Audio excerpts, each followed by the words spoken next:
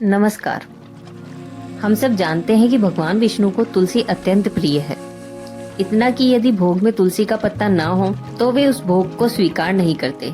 आखिर ऐसा क्या हुआ था कि स्वयं नारायण को श्राप मिला और वे शालिग्राम बन गए।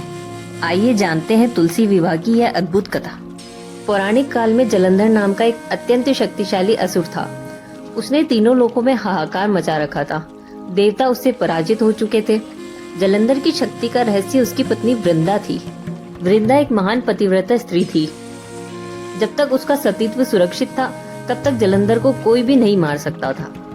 यहाँ तक कि महादेव भी उसे पराजित करने में असफल हो रहे थे। देवताओं की प्रार्थना सुनकर भगवान विष्णु को एक कठिन निर्णय लेना पड़ा।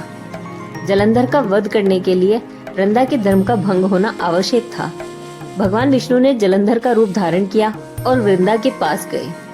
अपने पति को देखकर वृंदा अत्यंत प्रसन्न हुई और उनके गले लग गई। यही वह क्षण था जब वृंदा का पतिव्रता धर्म टूट गया। युद्ध भूमि में भगवान शिव ने जलंधर का वध कर दिया। जब वृंदा को ये ज्ञात हुआ कि जिसे वह अपना पति समझ रही थी वह वास्तव में विष्णु भगवान थे, तो वह पूरी तरह टूट गई। क्रोध में आकर उसने भगवान विष्णु को श्राप दिया, हे नारायण, आपने मेरे साथ छल किया है। आपका हृदय पत्थर का है, इसलिए मैं आपको श्राप देती हूँ कि आप पत्थर बन जाए। भगवान विष्णु ने अपनी गलती स्वीकार की और उसी क्षण वे शालिग्राम के रूप में प्रकट हो गए।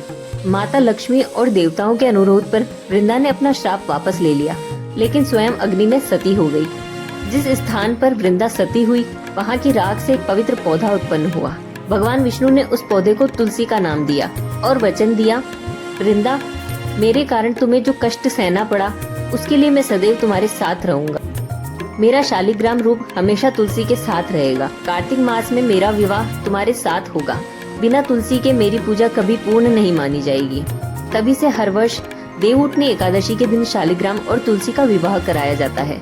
मान्यता है कि जो लोग तुलसी विवाह करवाते हैं उन्हें कन्यादान के समान पुण्य प्राप्त होता है। जय तुलसी माता, जय शालिग्राम।